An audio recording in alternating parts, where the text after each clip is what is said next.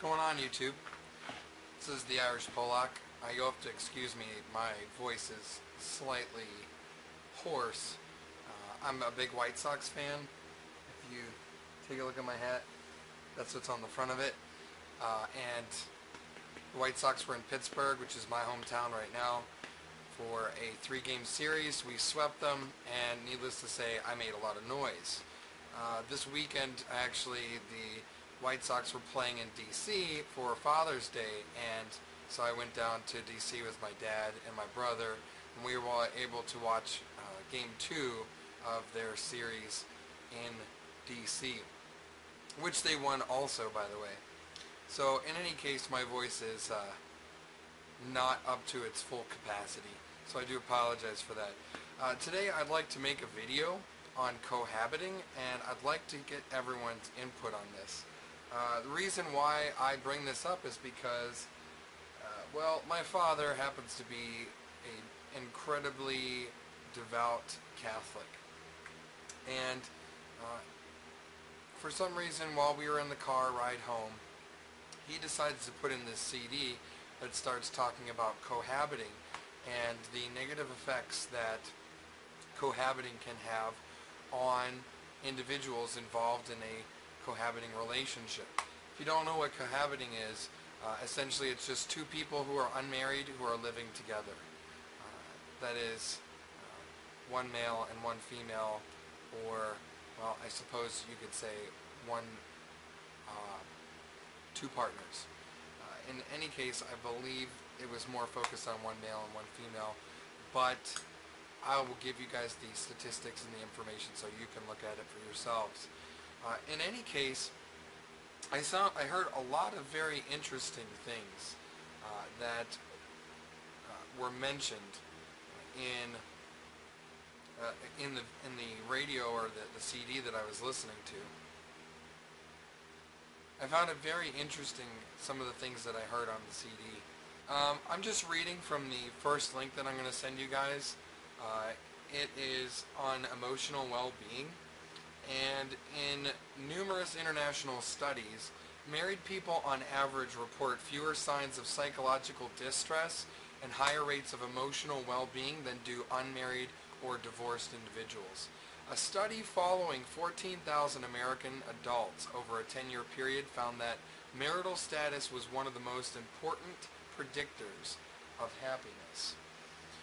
Married Americans were more than twice as likely as divorced or separated Americans to say that they were very happy with life in general. Cohabiting, never married, and widowed individuals, happiness resembled that of divorced and separated people more than married people. At the other end of the happiness scale, just 7% of married Americans say that they are not too happy with life, compared with 13% of singles, 18% of divorced, and 27% of those currently separated. Another study that looked at emotional health among Americans in their 50s and early 60s found that just 17% of older wives and 14% of older husbands characterized emotional health as fair or poor, compared to 28% of unmarried older women and 20% of unmarried older women. And so they mention international results suggest that cohabitors more closely resemble single individuals in their mental health profiles. Cohabitors were slightly happier than singles without live-in partners, but cohabitors received only a small fraction of the boost to happiness that married couples enjoyed. So basically, what they're saying here is, they mention at the end, the studies don't suggest that marriage promotes mental health, but rather divorce, separation, widowhood, and other things are going to harm it. Married men and women report fewer symptoms of mental illness and psychological distress than do otherwise similar individuals who are not married. So it mentions here that remaining unmarried or getting divorced seems to result, on average, in a deterioration in mental well-being. So they go into a couple of reasons why marriage protects mental health of women, men, and children in a variety of ways.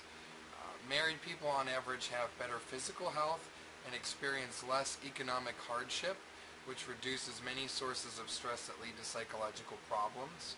Married people also have a source of social support, someone to talk about the troubles of life.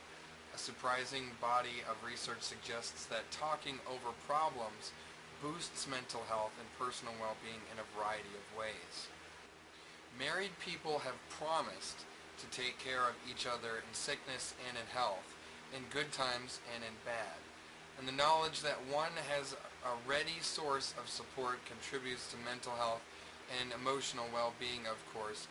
Friends, parents, and the community help out in times of need. Marriage increases married people's sense of meaning and purpose in life, protecting against suicide, depression, and anxiety, and encouraging healthy habits. So yes, I pretty much read verbatim from this article, and I thought it was very interesting. This is just one article that I've looked up myself, and I didn't get a chance to ask my dad about the actual CD itself to see exactly where he got this from. I'm assuming that it was from some kind of Focus on the Family CD or whatever the case was. The people commentating on it were on a radio show, and so it might have been from WTN or something like that. But anyways, the studies that I've gotten are from the National Institute for American Values, and a lot of the information that was mentioned on the CD was actually from the National Institute for Mental Health, and also there's a Rutgers study on cohabitation and marriage. So if you'd like more information, those would be some other places where you'd like to search.